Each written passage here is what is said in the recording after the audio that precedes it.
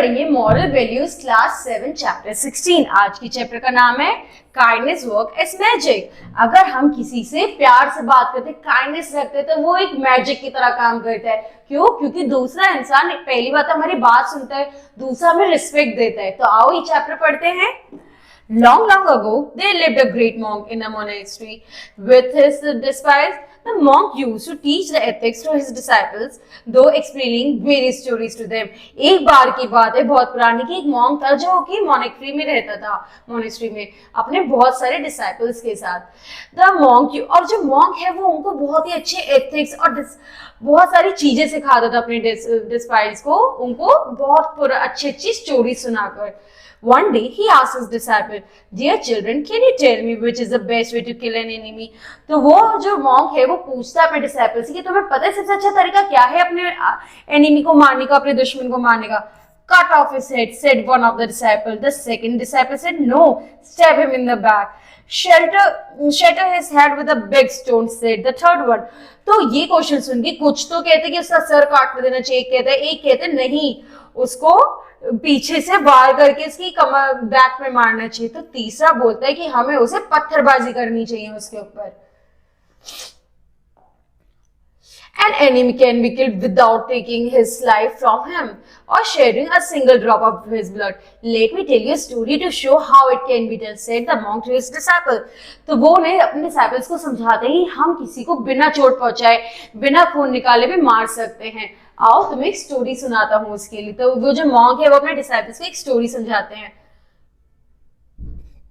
Once there lived a farmer named Pratap Singh in a village. He was a very bad-tempered and unfriendly man. Nobody liked him. Besides, he was very cruel and stubborn too. एक बार की बात है कि एक farmer था प्रताप सिंह जो एक गांव में रहता था।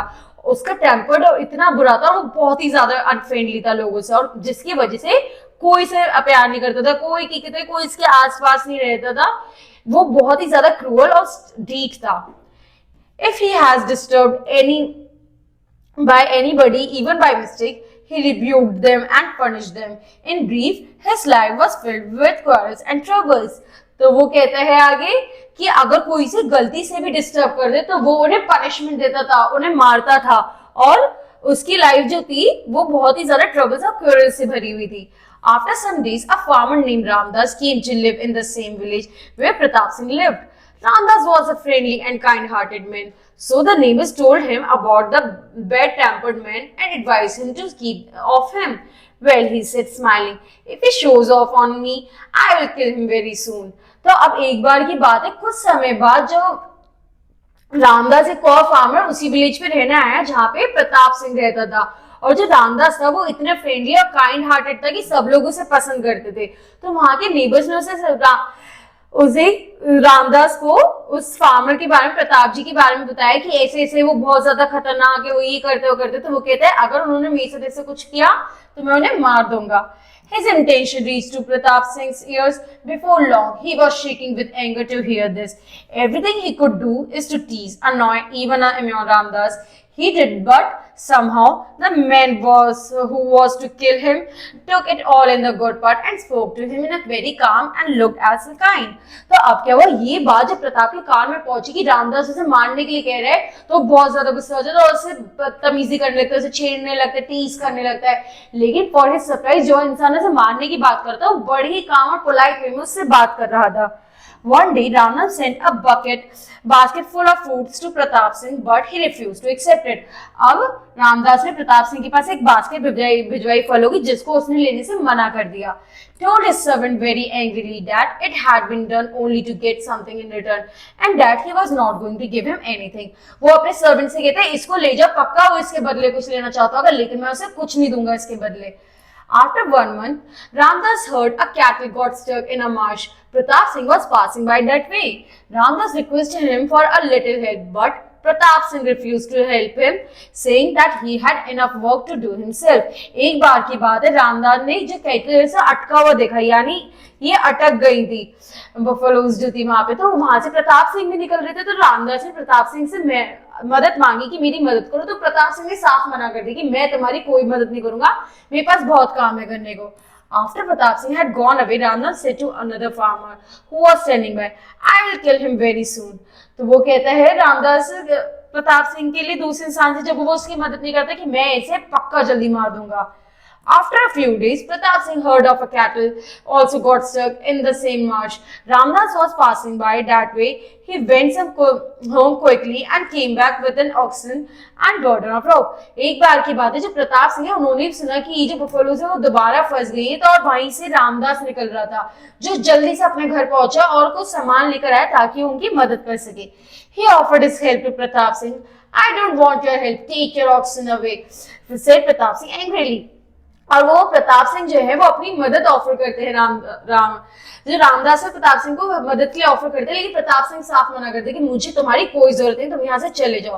Ramdas said, "I must help you." Saying so, Ramdas began to put the cattle out of the marsh, and they were all out before long. Pratap Singh was astonished, लेकिन वो फिर भी उनकी मदद करते हैं और उन सारे जो गाय होती है उनको बाहर निकालते हैं, जिसे देखकर प्रताप सिंह शॉक्ड हो जाते हैं. A strange feeling did Pratap Singh feel that evening, something he had never felt before, and a strange look did his wife gave him when he said, "Dear Ramdas has truly killed me. He had said that he would kill me, and he has done it." अब प्रताप सिंह के अंदर एक बहुत ही अजीब सी feeling होती है जो उसकी वाइफ भी नोटिस करती है. वो अपनी वाइफ से कहता है कि प्रताप सिंह की रामदास ने बिल्कुल सही कहा था कि वो एक दिन मुझे मार देगा. आज मुझे रियलाइज हो रहा है कि उसने अपना काम पूरा किया. Next morning, Pratap Singh went to Ramdas to ask for forgiveness, and the very man who had been known for nothing but a wickedness became friendly to all.